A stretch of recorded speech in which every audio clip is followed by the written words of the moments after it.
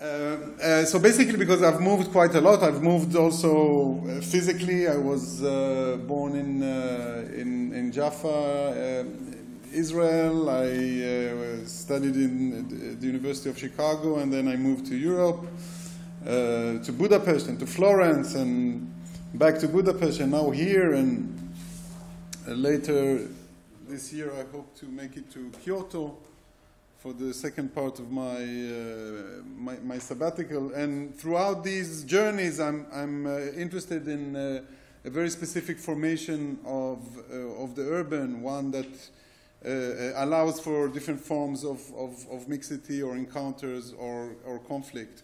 And this was the first project that took at least a good 10 years of my life. Trying to put some sociological flesh into Mahmoud Darwish poetry, and specifically one that deals with the dialectic of war. And this one is for me a beautiful one. It says, "Me or him, thus begins the war, but it ends with an awkward encounter, me and him." And for me, it's a metaphor, or it's an organizing principle for a certain urban anthropology of colonial and conflictual encounters in shared spaces. And the outcome of this project, which is a kind of an historical anthropology of ethnically mixed cities in Israel, Palestine, and in the Middle East at large, is two books. One which came with Indiana University Press in 2015, which entitled Jaffa Shared and Shattered, Contrived Coexistence in Israel-Palestine, tries precisely to theorize and historicize the crack that you see there on the wall, right? The crack of sovereignty, of urbanity, of identity, both of the Palestinian minority and also of the Jews in these cities. The second book that came out by Stanford, with Stanford 2 years ago, is actually a phenomenological approach to the same problematique, which is a life story approach. So basically, we did very profound and lengthy kind of a life story ethnography of elderly Jews and Palestinians living in this shattered or shared or binational city, and reflecting on 70 years of what I called in the previous book contrived coexistence.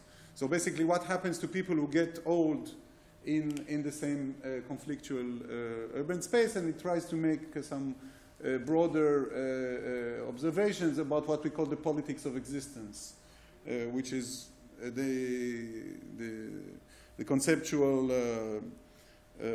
part of the politics of identity. So basically what happens with when a certain existential condition takes over the identity politics of nation, religion. And I'm focusing in these two books on these strange struggles over the city. So this is during the Arab Spring, what is called the Arab Spring or the Arab revolts. There were also large protests in binational or ethnically mixed cities in Jaffa, and one of them, which I found particularly beautiful, states specifically in Hebrew the right of return to old Jaffa. It is beautiful because it mixes the two kinds of discourses, the discourse of rights and the discourse of what Lefebvre called the right to the city. So political rights in terms of the right of return, and urban rights in terms of getting back to the old city of Jaffa, which, if you ever visited the city, has no Palestinians, basically almost no people, only artists. It's called the artist colony. And it's very interesting how the language of urban colonialism is projected on specific artist colonies.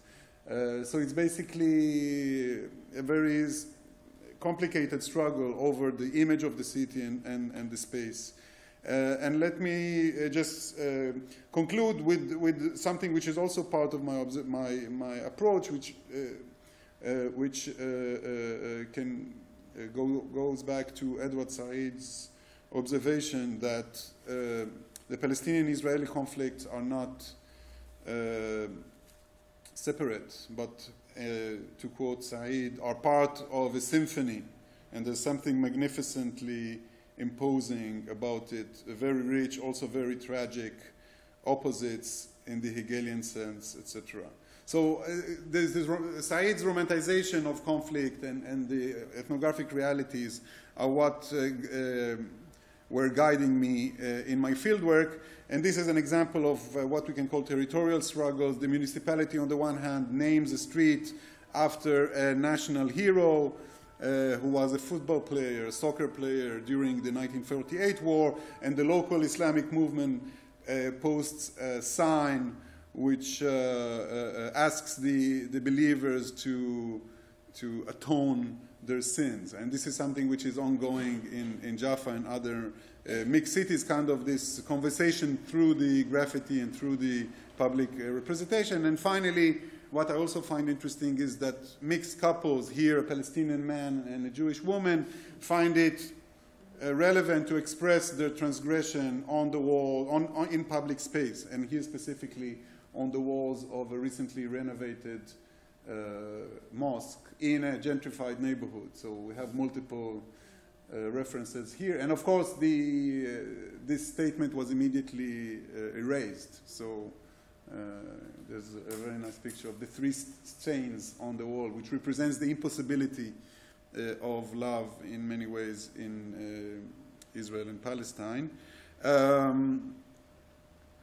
So this is my first project, which is still ongoing.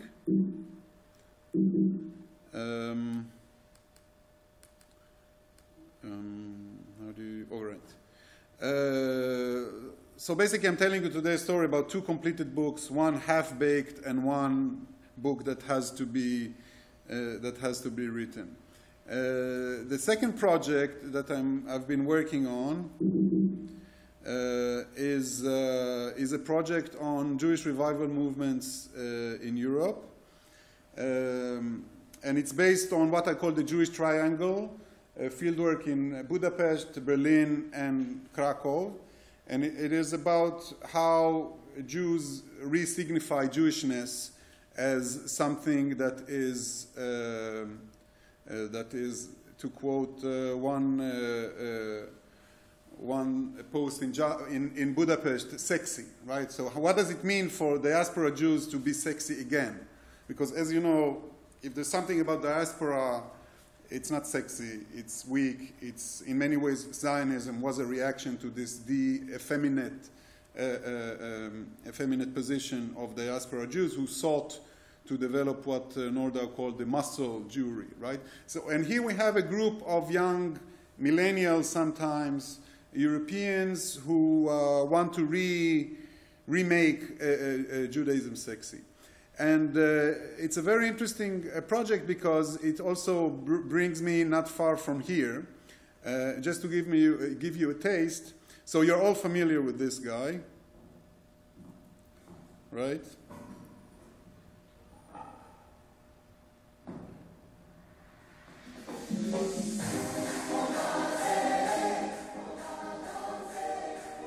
You know that, right? So who's that?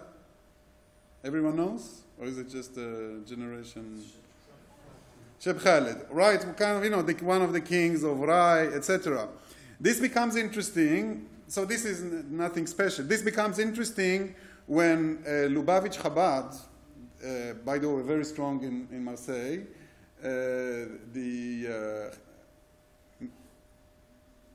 you know who I'm talking about? All right, so Lubavitch Chabad is perhaps the global Jewish outreach. It's a messianic, kind of neo-mystical, Hasidic, what's called, it's a sect in Judaism, Hasidic group, which is very much into proselytizing, so very much into not proselytizing non-Jews, but proselytizing secular Jews back into the natural home. So it's a movement that has the center in New York, but it's a global movement. So even in China, you have a Chabad branch. In Marseille, I think you have 3 or 4. In Budapest, it's all over. The Israeli center draws on North African Jews. So what we have here is a reappropriation of Sheb Khaled's music and remaking it Jewish. All right? And the name is God is King. And this is made by Benny and Gad Elbaz, a father and a son. And what they did is this. Yeah.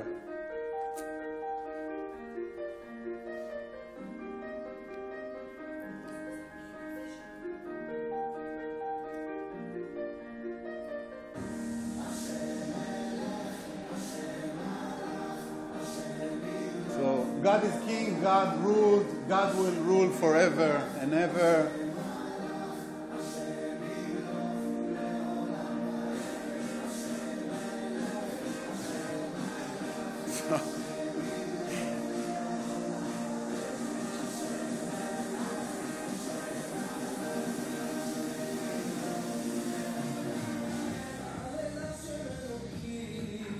All right. So, I mean, so far it's still interesting. It's but not particularly. It becomes really interesting when it goes global.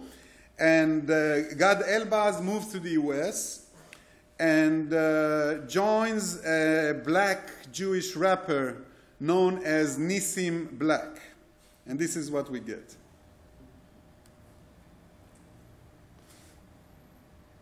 So this is the US 3.0 version. It's actually called 3.0, God 3.0 or something. So here we have a Moroccan Jew who immigrated from Israel to New York.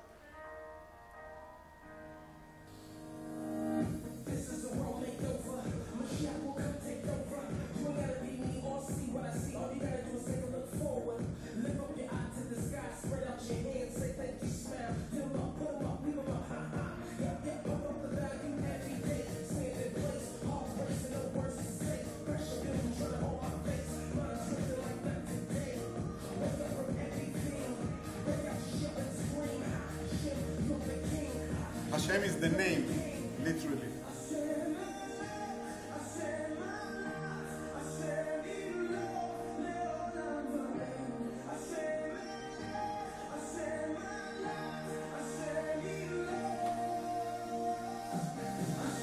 All right.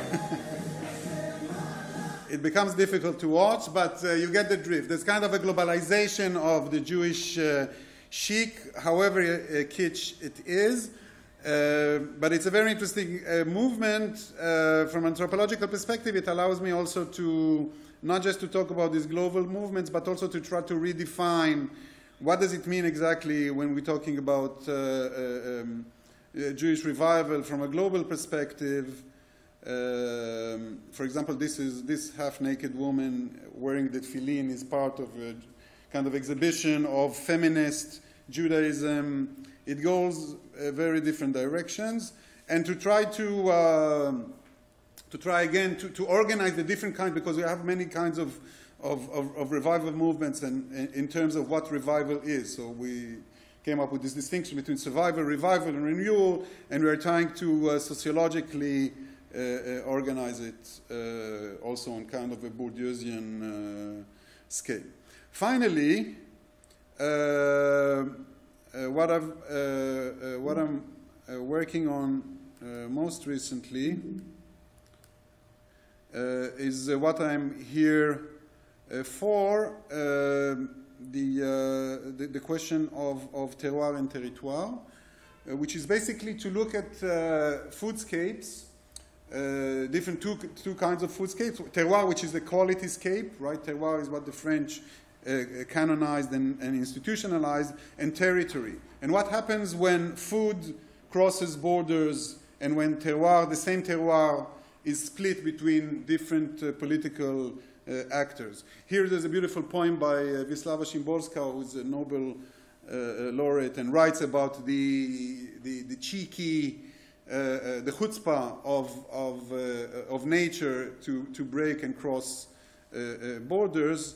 Or a quote from Master of Wine, Deborah Mayburg, who talks about what she calls terroir fervor, because terroir is now a global language. It's not just French anymore. In New Zealand you have terroir, in Palestine you have terroir, everywhere in America even you have terroir. And the sociological question for me is what happens, like in the case of Hungarian Tokaj, what happens when Slovakia and Hungary both claim the same terroir, but are driven by different political reasons and make different wines in consequence. So the same is true for the border between Bulgaria, between kind of the Soviet space and Greece, and in my specific specific work also what happens in Israel and Palestine, in the Golan Heights or in the south. So let me finish by giving you just an example of what I mean, why this is interesting, and how terroir can be politicized. It can be politicized because sometimes wine is a vehicle for political claims. And here, for example, the story of autochthonous grapes or indigenous grapes are made into a mythical or nationalist claim. Okay, so this is the New York Times title, Israel aims to recreate wine that Jesus and King David drank. I don't think we can overestimate the problematics and importance of such a title. And we're talking about a specific grape that was cultivated by Palestinians, by then kind of rediscovered by settler scientists at Ariel University who claim it and create a project of what I call liquid indigeneity, where certain kinds of food, in this case wine, become emblems of belonging and some kind of colonial indigenousness. What does it mean to be colonial, the colonial indigenousness? I think Veracini, the settler colonial scholar Veracini, helps us understand that settlers and indigenous are not mutually exclusive, because settlers are almost everywhere, forever indigenizing, right? And basically the question should be, how successful are they in terms of as self-indigenizers? And food is important because food is what allows people to connect to place, right? So yesterday I went to the restaurant that we had pizza the other day. What's the name? Capriccio. Apparently the owner, so I went with the kids and we were speaking Hebrew, of course. Apparently Capriccio is Patrick Cohen, a Moroccan who did Aliyah, served in the Israeli military, met a French, came to Marseille, a Marseillaise, came to Marseille, and immediately when he saw us speak, he speaks fluent Hebrew, the first thing he did is serve us a hummus plate, a pois chiche, with harissa. Right, it has nothing to do. Harissa and kind of his own interpretation, but that was kind of his way of saying we are part of the same tribe, but also kind of to play the Mediterranean Marseille hospitality game. So this is kind of a banal case, but sometimes food can be really serious. I think in France, it is perhaps the place where people take food more seriously, and food kind of reaches these levels.